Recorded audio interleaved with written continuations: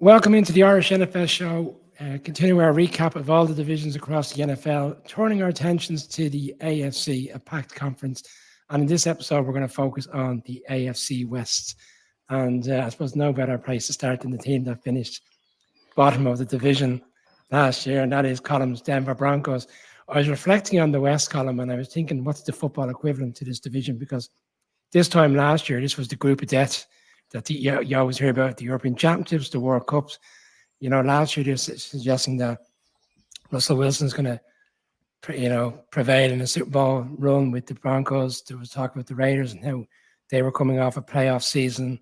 We've got the Chiefs, who are slightly underrated going into last season, and the Chargers, of course, who had that really difficult defeat in the playoffs. But we are going to start with your Broncos. Sean Payton is the new head coach. Vance Joseph is back as your defensive coordinator. Lombardi comes in from the Chargers, having had a difficult ending as offense coordinator there.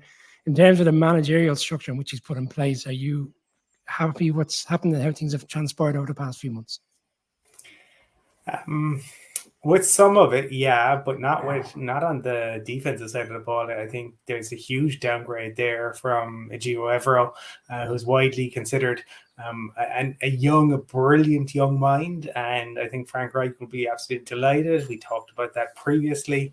I'm not a fan of Vance Joseph, be it as a head coach or as a defensive coordinator. He has failed to ever have a team in the top 10.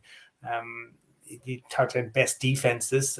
He knocks on the door a couple of times, but there are other seasons where his defenses are shocking. So I think that is a downgrade, but where we cannot be worse. And sorry, Connor, but ultimately the Bears over the past probably 6, 7, 8 years are probably a team that you kind of look at and go, ooh, offensively, they were shocking. Like, they were really bad. And then you look at the Broncos, and the Broncos since 2015 have scored fewer points than the Bears, which tells you just how bad. I mean, essentially what you're looking at is the Broncos, the Bears, and the Jets are kind of in the bottom tier. And all three with things surely looking a little bit better this year. Joe Lombardi probably makes a lot of sense to me, even though when we come to talk to the Chargers, I'll talk about how ineffective he was there. But for Russell Wilson and with Sean Payton as head coach, I think it'll be somewhat different. Brandon Staley's a defensive guy. Sean Payton, they're going to be running his system. And ultimately, this is the year that Russ has to have a better year. He can't have a worse year. I constantly reference Jared Mandy Hopkins, no worse, there is none. But I don't believe it's possible for Russell Wilson to be worse than he was last year. How big a jump he takes, that's the question, because the Broncos are paying him huge money. But what we have seen Sean Payton do ultimately is the Broncos are going to run the ball, they're going to run the ball, they're going to run the ball, and they're going to have Russ throw it as few times as possible. He can still throw a nice deep ball. Some of the stats that have come out this week show that is possible. But ultimately, they're not going to want him to do that all too often. This is a different sort of football, and it feels, obviously, with Sean Payton this offseason, it's a totally different vibe to the Broncos have had as head coach ever since Gary Kubiak left the building.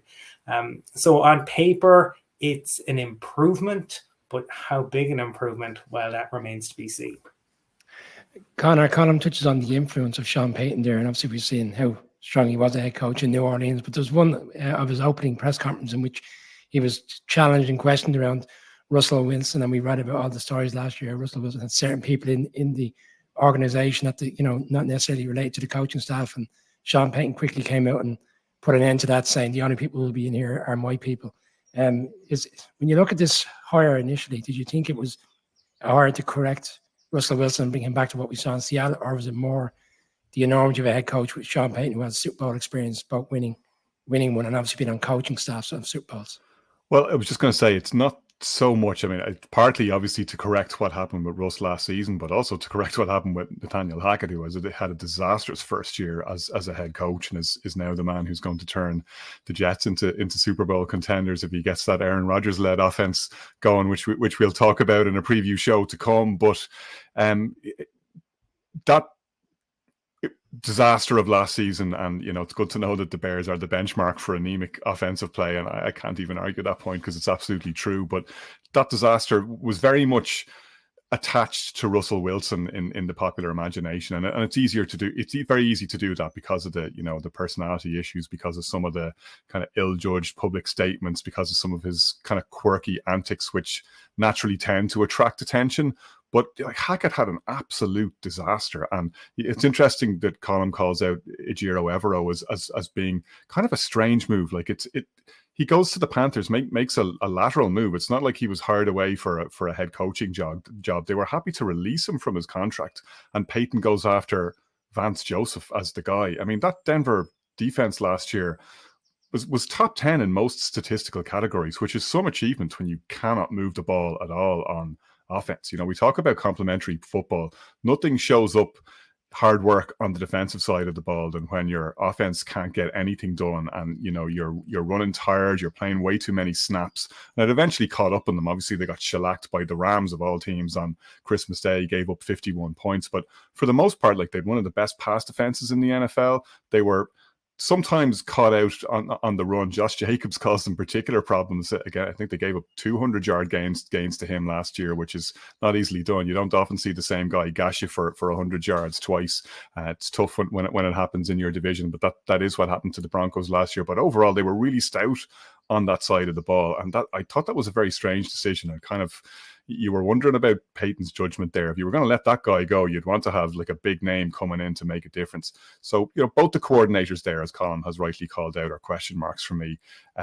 The Chargers seemed only too delighted to welcome Kellen Moore in the door and see him as very much an upgrade on Joe Lombardi, who, in their view, couldn't get the best out of Justin Herbert and live up to the potential of what they've got on offense. I know we'll talk about them shortly, but it does seem like, strangely enough, apart from the massive head coaching upgrade, the two coordinator positions seem to be downgrades. Now, that all said, last off season, myself and many other people were saying, you drop Russell Wilson into what they've already got, and that's potentially a Super Bowl contender. We'll see how it all goes. And obviously we were proved in the main disastrously wrong because of what transpired, and that Hackett just couldn't deal with the head coaching responsibility. Again, we talked about this on a previous show, underlining that point about taking a risk on guys who haven't actually called plays before and are relying on somebody else to do it for them. It's a big step up when you've got to do that. But they still have an awful lot of pieces in the right place in what is, to be fair,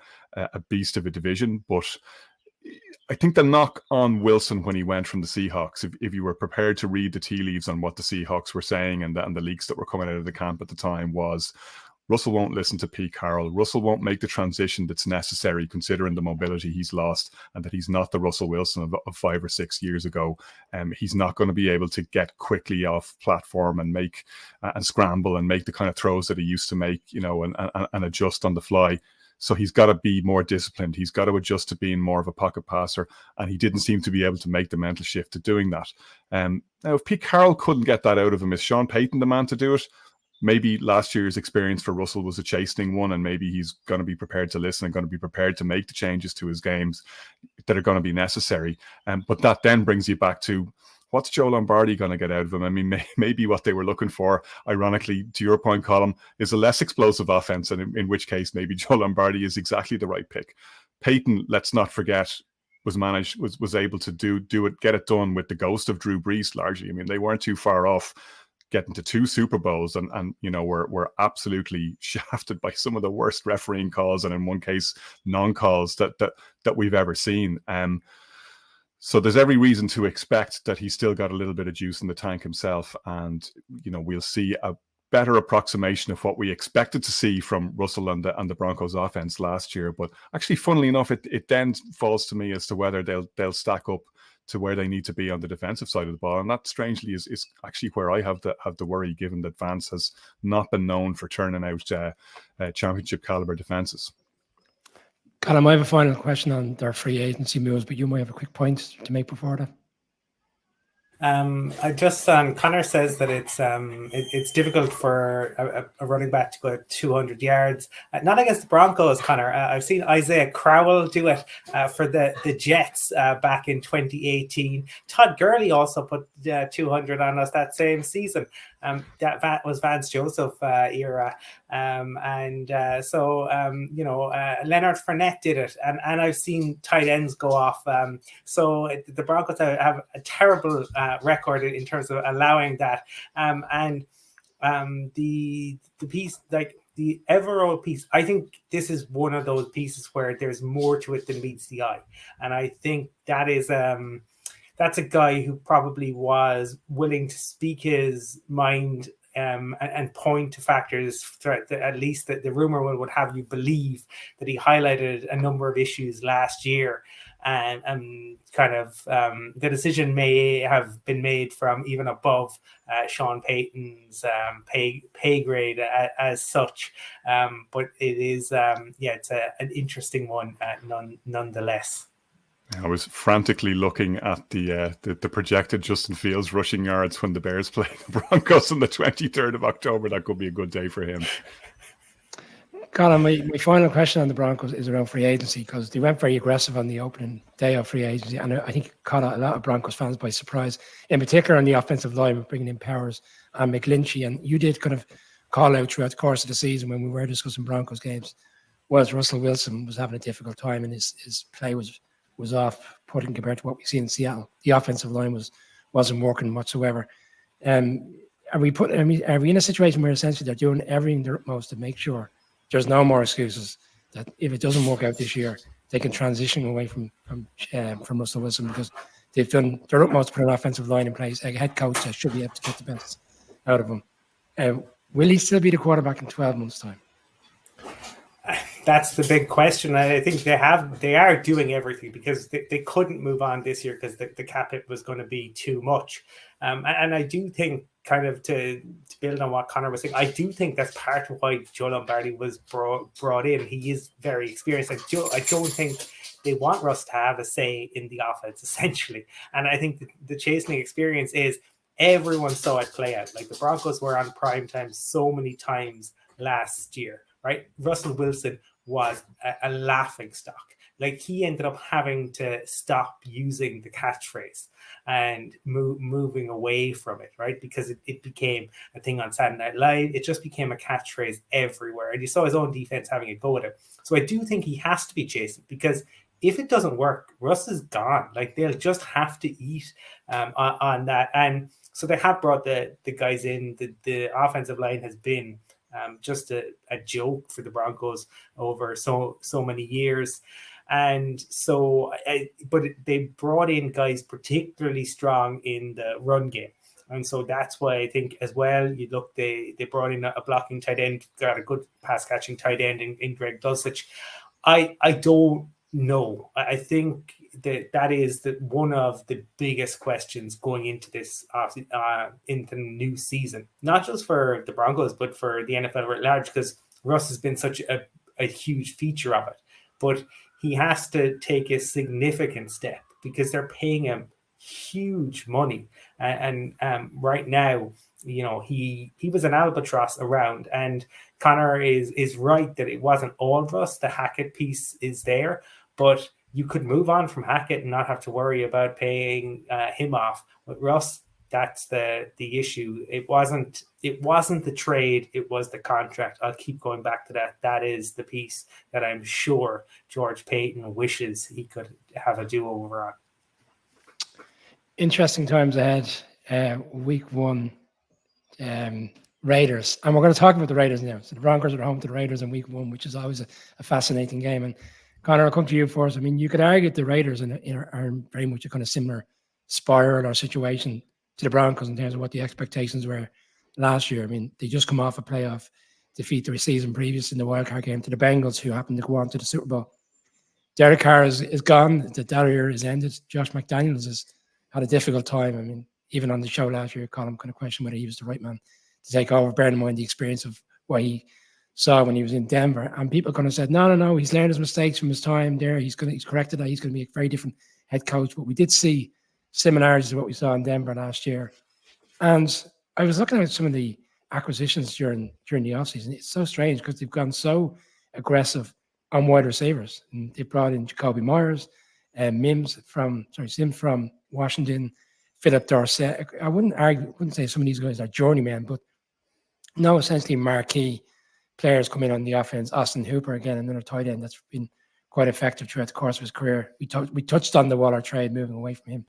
It seems like they're moving in a very different direction. And then there's the Jimmy Garoppolo signing with the waiver around the injury concerns. Where do you put all this together? They look every bit of a team that are just going to be spinning the wheels in the mud this year. Like I just can't see them making any progress based on where they were last year. You know, as some wag put it on Twitter, they traded Derek Carr for handsome Derek Carr. Like it doesn't really smack of upgrade, does it? Other than that Jimmy G will look even better on the posters with his smiling, handsome visage. You know, like is Jimmy Garoppolo the poster boy for unconscious bias? Like, you know, if you read Moneyball, this is exactly the sort of thing that they say. You know, old school pro scouts look at people who look like, quote unquote, in their imaginings, football players, and Jimmy G looks like the straight from central casting quarterback, and yet it's also meh when you get on the field. And again, you know, you mentioned the Waller trade, but if you were looking to build an offense around the things that Jimmy G does well, you would think Waller is exactly the kind of player that you'd want to keep, that you'd want to have that there in the way that he had, you know, Kittle in San Francisco. Reuniting him with Josh McDaniels, obviously they made the beginnings of what looked like a little bit of magic together during their time with the Patriots, but it's a real reach to imagine that it's going to catch fire for them this season. I mean, you know, you've still got Devontae Adams, so that's not the worst thing to have to throw the ball to. I mean, it seems like I could throw the ball to Devontae Adams and he'd still find a way to catch it and go off for over 1,000 yards. He's just absolutely amazing, and if anything, probably doesn't quite get the respect that he deserves for what he did last year in such a mediocre offense. He was just outrageous. I mean, we'd seen him do it with Aaron Rodgers throwing him the ball, but you know, even with as poor a season as Carr had last year, he still absolutely went off. You know, Josh Jacobs is a stud running back, so it's not like, to your point, Brian, they don't have weapons. But that defense was so poor last year as well. I think they ranked, you know, overall 30th or 31st in defensive or DVOA. So it's a real uphill battle for them this year, and I honestly can't see it working out any better than it did the year before. If anything, you would actually look for them to regress from where they are. Colin, I just wanted to touch on two of the draft picks, actually, because you are very high throughout the course of the weeks leading up to draft on Tyree Wilson, and you did suggest even in your own mock draft that he could land to the Raiders, you know, at the 7th pick. He looks like a really serious player. I know we're looking at coverage of college, and it doesn't necessarily always transition to the NFL, but he looks like the kind of player that could suit him and work and play alongside Crosby. And a second player I want to throw in, I suppose the reason, when they took the Waller trade, like, they seem to obviously have their eye on a tight end, and Myers from Notre Dame drops to the second round, and everybody argued that he should have been gone as the first tight end in the opening round. I mean, have they brought in two players that, as we look at what they brought in free agency and players that have been re-signed, could it be the draft players that kind of step up this year and I suppose put the team back on the map? Yeah, like, I really like those two, in so much as with the caveat you don't know how guys are going to transition in the league. But I actually think those are two really, really good players that you know, you can't fault the pick when it's made. We love to kind of go with hindsight in a few years, but as I sit here today, I look at it and I go, yeah, those are two kind of home run picks that make a lot of sense for what they need. But the after that they moved up in the draft after that twice, and like, the whole thing with the Raiders is they have no money, right? They're one of the teams who are now suffering because the Waltons are in the league, the David Teppers are in the league, the billionaires have arrived, and Mark Davis doesn't have that sort of available cash to move things around. I mean, that's ultimately why they didn't sack Josh McDaniels last year. So they had to do something else, and they made Carr the fall guy and moved off of him. And I have been pretty vocal in my criticism of Derek Carr. Forgive me, Stephen O'Rourke. But one of the things that Derek Carr has in abundance is leadership. And he's the one that held that franchise together in a season where, Gruden's racist emails emerged, and their rookie wide receiver was in a fatal car crash. Henry Ruggs is very light. I think they're negotiating a plea deal. He may do time for that, and that was Derek Carr holding that all together.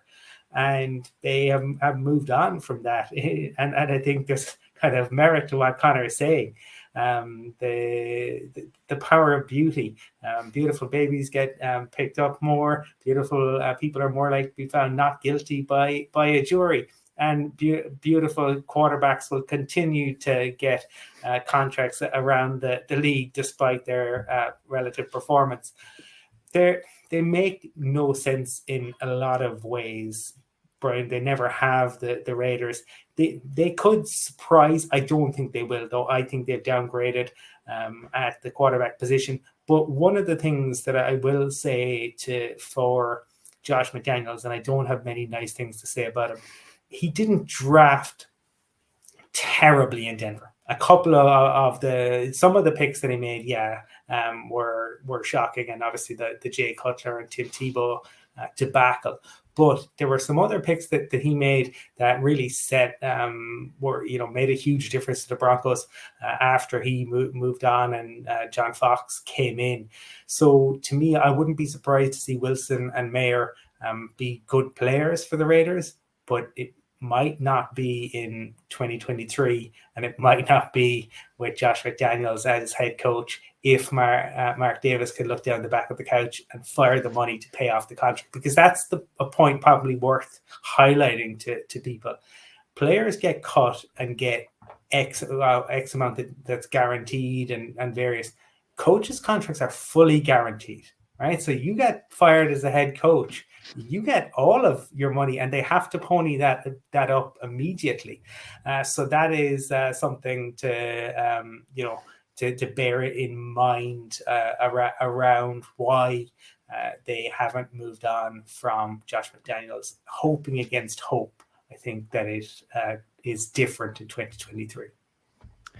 Connor, I led into that draft question because I looked at the list the other day. If you look at the number one picks over maybe the course of the last 8 to 9 years, I think there's only one player of the first round remaining on their roster. Like, essentially, it's been nearly a bust every year, and generally bust because of off the field stuff more so than the production on the field.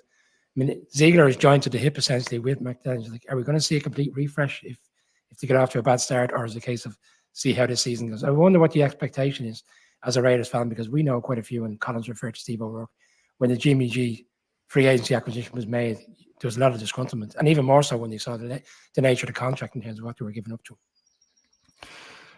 It also depends on what's around you, and I know that's the same for every team. Like the West is a very difficult division to come out of. So, what qualifies as a creditable result with everything they've got around them? Like, if they finish third behind the Chiefs and the Chargers and just fail to make the playoffs, if they make a battle of it and just don't quite get there, and there's the prospect of upgrading and going again the next season, is that enough? I think it might be given where the ownership is, right? Because I'm not seeing how they get much beyond that, to be perfectly honest with you, and surely they must know that themselves. Another team with a lot to live up to this season in this division. We'll move on to the Chargers, the team who did make the playoffs and then found a way to completely implode. It kind of reminded me of that. I'm showing my age here, but that Houston Oilers Buffalo Bills playoff game all those years ago, when I think Frank Reich led the Bills back from a crazy deficit, and it was similar enough in the playoff game against the Jags. And I'm going to go first on this one because I've shown on this show over the course of the last 2 years now, Colin, my love for Brandon Staley. Well, there isn't any, and I was quite surprised that he found a way to navigate his position and keep hold of his job after the playoff game. And as we touched on, Joe Lombardi seemed to be the fall guy, and there was a lot of play calling in that game. In particular, when they were leading, where they were throwing the ball when it wasn't necessary. They should have been running the ball and running the clock and keeping the Jags offense off the field. But I suppose let's not get into the specifics of one game. I've referred to what they've done in terms of during the offseason. I look at what they brought in acquisitions, and they haven't done a lot because, again, they're kind of where they are in the cap. Eric Kendricks, linebackers, come in from the Vikings, who, in fairness, has been a very serviceable linebacker throughout the course of the years, and they brought in Williams from the Giants, a defensive tackle, who in his own right can be serviceable over the course of the season. He did really well for the Giants last year. But that's about the extent of it. And like the main storyline this offseason, obviously, was the coordinator situation and Austin Eckler looking for a trade, but it seemed like he was only kind of trying to make a move to finally get the contract, which he felt he deserved. Colin, I'll start with you on the Chargers. I mean, is it a status quo situation in terms of they feel they've got the players around them? I mean, they've gone wide receiver this year in the first round of the draft, as opposed to the last couple of years where they've looked to protect Herbert. They're trying to give him more players and be in a position to have an aggressive offense. But it's defense last year, and it's supposed to be a defensive-minded head coach. I read a quote last week: if Brandon Staley can get out of the way of his own management, they should be fine. What your thoughts on the situation? Yeah, like and I think sometimes, like I think Staley's obviously he's very, very bright, right? You hear that when he speaks, but he is very inexperienced, and I think a lot of this year and ultimately how far the Chargers go will depend on two things. One, injuries, because it's the Chargers, and we know that they are blighted year in, year out by injury. The other asterisk is probably what way can the Chargers charger it up. 2010 will forever be number one offense, number one defense, 32nd on special teams, and but it's all about Herbert, right? And essentially, Connor said earlier they were delighted to show Lombardi the door, and they were because Shane Steichen had worked with Herbert in year one, and Herbert just looked phenomenal. Now, Joe Lombardi isn't a guy who is super aggressive, likes it, or takes lots and lots of chances.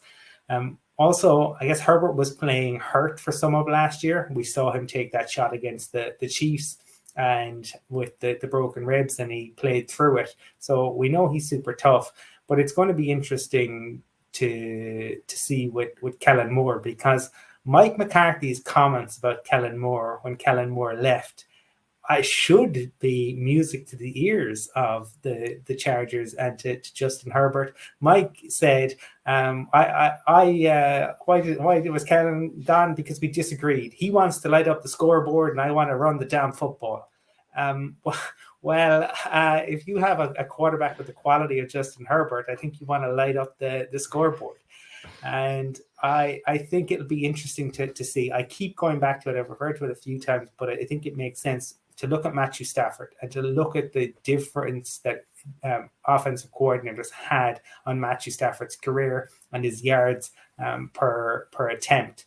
And I think that's where Kellen Moore could make a real difference. They have Ian Herbert, they have an absolutely incredible quarterback. They have some great pieces on defense, but they have to stop being. I mean, if you want to, they are Spurs. I mean, that's who the Chargers are. And do you trust them? Do you believe in them? I mean, it is ultimately. There's a feeling that, and I like them, and I like lots of the players, but there is a feeling. It's a bit like when Ferguson famously went into the United dressing room and said, "Lads, it's Spurs." And you can imagine Doug Pederson going into the Jags locker room, and we know from Peyton Manning, you don't make adjustments at halftime, but he just walks in and just says, "Lads, it's the Chargers."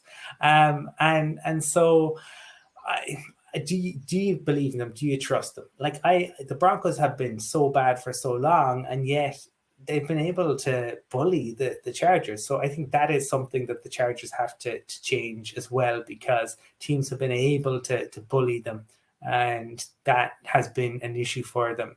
There are big questions, but the one thing that's probably a blessed relief for Chargers fans is nobody's talking about them winning the offseason. And my goodness, were they off-season champions for probably 7 of the past 10 years. So I think they'll be delighted that monkey ear is no longer attached to them. Connor, when we did our wildcard picks for that weekend, Colin just reminded me, I think his final line on this game was, "They're too Spursy for me, I'll go with the Jags." And so do you buy into the Chargers? Do you believe that this potentially, and Colin has just touched on, they were the champions of the offseason last year. That's slowly starting to come back a little bit, Colin. I just do a couple of podcasts this week, and the question was, which teams do they expect to make a huge upward turn based on what they did last year? And the Chargers, there seems to be a team that's in hot commodity in terms of keeps coming up. Where are you on this Chargers team? Do you buy into the hype? Well, you can buy into the Herbert hype. It's whether do you have the players around them and ultimately have the players to dig out difficult games and wins.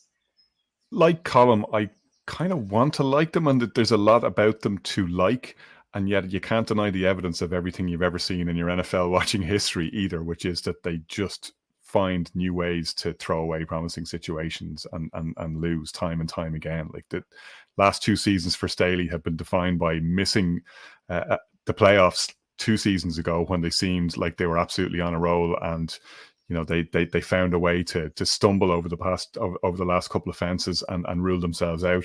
And then by that horrific collapse last year, which just showed so many things that you do not want to see in your team. I mean, even a star player like Joey Bosa losing it the way he did, it's shocking to watch. Unsportsmanlike conduct penalty. Peterson goes for 2 points and they lose the game by 1. It certainly wasn't all on Bosa, but when even the guys who you're expecting to lead in those difficult moments are losing it, what does that tell you about what it's like behind the scenes? They're just unable to hang tough. The last thing you want to see in your football team. Having said all that, we don't know really how much that injury hampered Justin Herbert. Him being as tough as he is, and he's so big and such a specimen that when he says he's shaking something like that off, you kind of want to believe that he's pretty much impervious to damage. But that has got to have restricted him greatly, and to be fair to Joe Lombardi, after all we said, probably affected the play calling too, and what was or wasn't on the table.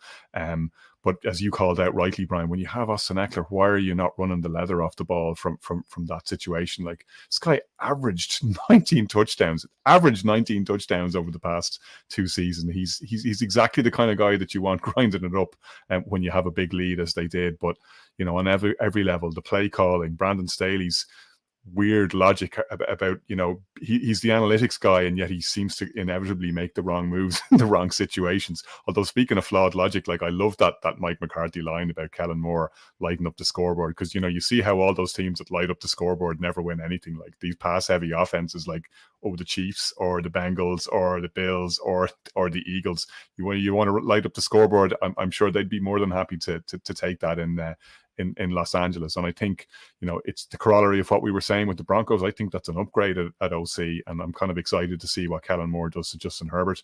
Got an awful lot out of Dak Prescott on that Cowboys offense, whatever Mike McCarthy will say. And I think McCarthy's not really fooling anyone there. Kellen Moore is the scapegoat for his failings. Now, by the same token, is he going to be enough to make up for what we've seen, as you called out, Brian, in terms of Brandon Staley's failings? And I kind of have a soft spot for Staley. He certainly was a loyal servant with Chicago and played his part in that fearsome Vic Fangio defense, which was probably a championship caliber defense until we drafted Mitch Trubisky and threw away that chance. But I find it hard to like, I can see them finishing second in the division, as we were saying. I can see them potentially making the playoffs.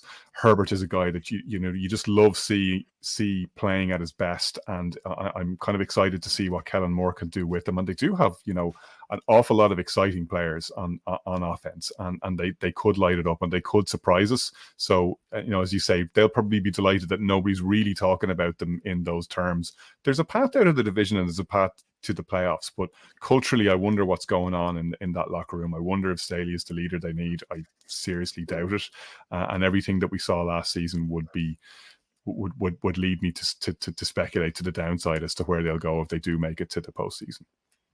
Connor giving away one of his wildcard picks in June ahead of our season preview show later in the summer.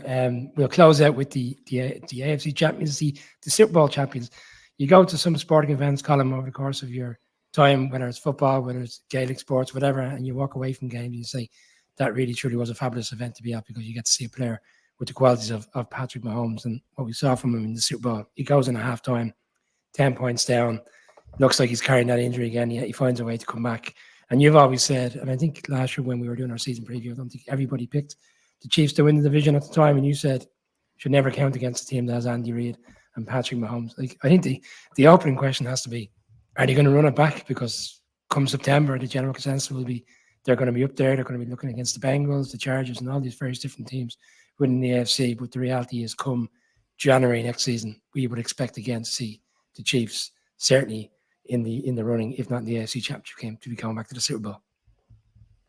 Yeah, and I would expect them to be there, or I think they're thereabouts, right? Because for me, you have Andy Reid, you have Patrick Mahomes, okay?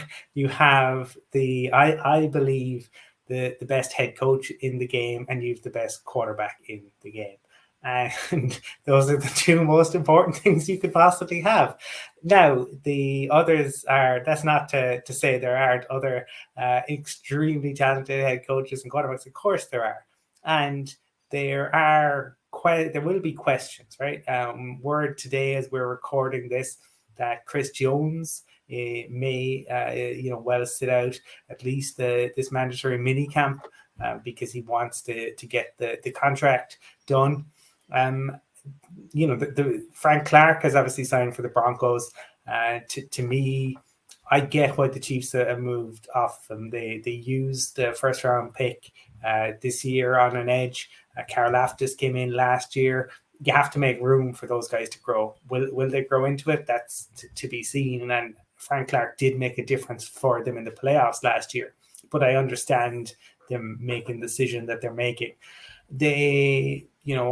For them, the enemy has obviously moved on, and we talked about that when we talked about Washington. But it always kind of felt, and we know that Matt Derrick has talked about this, Brian, from Chiefs Digest, that Nagy was, and Conor can show you there'll be a wry smile, but Andy Reid has a very soft spot for Matt Nagy. And Nagy was always or at least the thinking amongst maybe the Chiefs media is that Matt Nagy was always considered the heir apparent. Now, I imagine the Hunt family may have looked at what happened in Chicago and may have question marks. But for the Chiefs, I can't.